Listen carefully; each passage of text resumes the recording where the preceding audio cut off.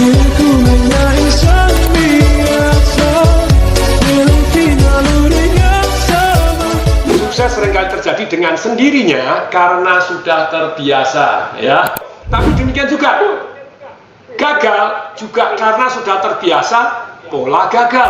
Nah, saya tidak menolak bahwa memang ada orang yang sukses karena punya kemauan kuat. Itu hanya 20-30%. Oke?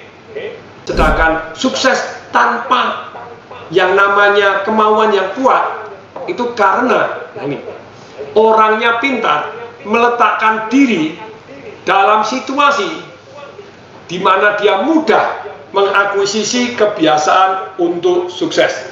Karena orang tersebut pintar atau punya strategi meletakkan diri dalam situasi di mana dia mudah mengakuisisi